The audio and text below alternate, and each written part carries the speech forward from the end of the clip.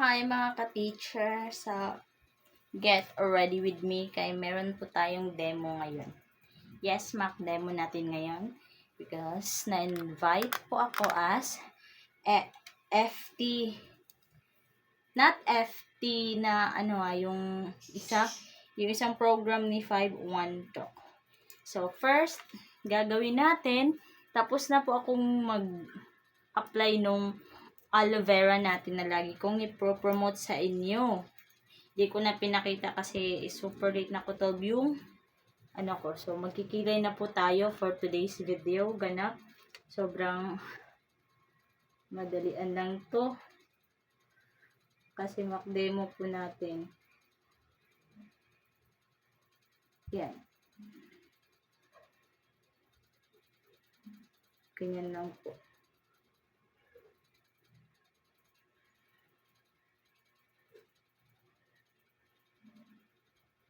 Ganyan. Kasi nga makapal na po yung kilay natin. Pero mamaya ibabrush ko po to. Taayusin ko pa yung buhok ko.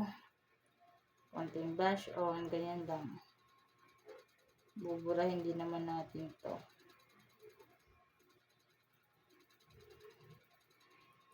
Makapal na po talaga yung kilay ko. Kaya di ako gaano na. Parang guhit lang ba. Maaga ako nagising at nag-prepare talaga dito. Sana pala rin. Tapos konting brush lang po yung gagawin natin para talagang bumaga. Yan nga na. Brush. Ganyan lang po ako magguhit ng aking kalamems. Diba? Guhit lang po yan. Wala po talagang yan. Kita nyo yung guhit lang po talaga yan.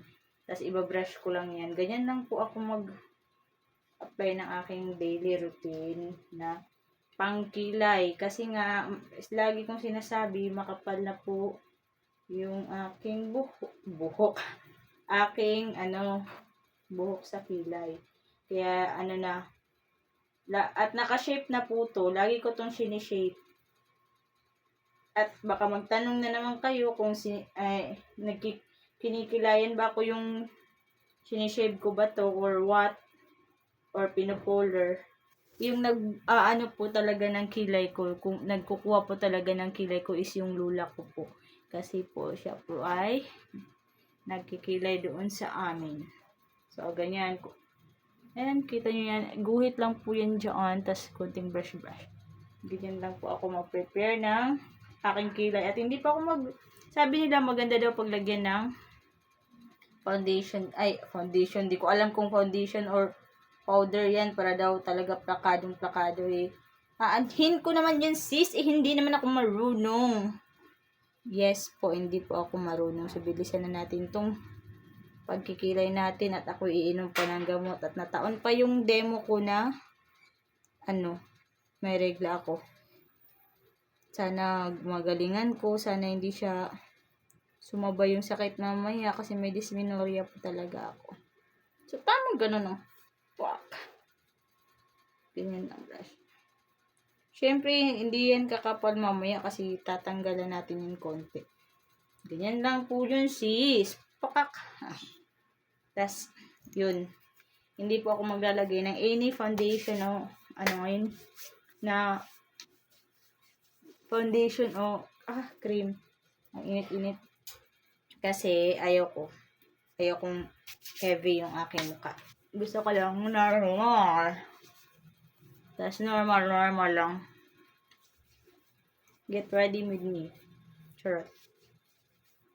Ganun lang po talaga ako maglagay po mga sisi ko. At nabili ko po to siya is yung mga makeup set ko. Dito lang din po kay TikTok. Yung bang laging naka-sale na andito. Niya Pink Lash. Hindi po ako marunong mag-makeup. Konting ganon lang po. Alam nyo, ba't makinis yung mukha ko? Dahil po talaga yung kay aloe vera gel. Ilalagay ko po yung link sa baba. Pinakita ko na po mga video ko kung paano i-apply, paano gamitin. At ano po talaga yung mga ano ko. Ano ba yan? Parang wala naman. Walang ganap. Ganun lang po talaga ako. Ayaw ko ng sobrang ma-pink.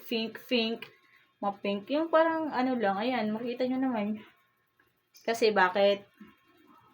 Parang na naman kayo. Allergy po talaga ako sa ganito. Last time na 1 week akong naglalagay ng ganito, alam mo nangyari, nangati yung mukha ko. Buti meron akong moisturizing. Ayun, nakapagpawala. And then, ma-lipstick na lang din tayo. Bet ko to.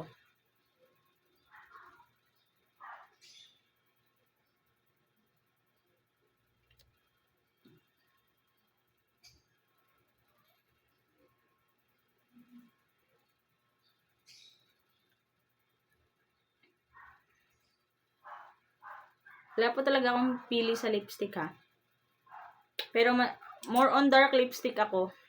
More on dark. Ito lang talaga yung super duper red. More on ano ako, may black ako na lipstick, may maroon, mga ganun yung hilig ko. Pero ito lang yung light kasi nga sasalang po tayo. So for the hair, syempre hindi ako magaganito for the ano lang, bagsak lang. Kasi nakikita nyo, hindi po to ano ha. Hindi po rebonded yung buhok ko. Original po na po ito na tubo. Ayan. Makikita nyo naman lahat ng transition ko dito sa TikTok na nagpakulay ako. Yun, nakikita nyo yan. Ginamit ko lang po lagi is keratin. Na andyan din po sa showcase ko. Kayo na po bahala mag-ano, amoy keratin yan. Ayun o, nakikita nyo. Keratin yan, keratin. Kung wala na akong keratin na black na yung, ewan ko kung keratin to dito sa sa TikTok. Pero yung black na naka-buy one take two. Wala eh. Andun sa CR yung ano ko eh. Yun po ginagamit ko. Naubusan po ako. So, ayan yung ginagamit ko. Nakikita ko. Keratin, nakikita nyo. Keratin Gold, tas tsaka Kojic. Ayan lang po talaga ginagamit ko sa mga pagandahang effect ko. Tas ganyan lang. Kita nyo. Ayan. Ganyan siya kahaba. Oh. At ano yung sekreto ko, ba't ganito kaganda yung buhok ko? Naglalagas po yan, sis. Ito papakita ko. Ayan, naglalagas yan. Ang dami, di ba? Dahil po, kaya, to eh, dahil sa pagpapakulay ko dati. Kaya naglalagas. So, ngayon, inaalagaan ko na. Inaalagaan ko siya by, in a week, 3 times lang ako maligo. Pero, in a week, 3 times, kumbaga, yaks, iyo, siya. Tapos, bali, Monday, maliligo ako, magsha-shampoo ako ng Palmolive.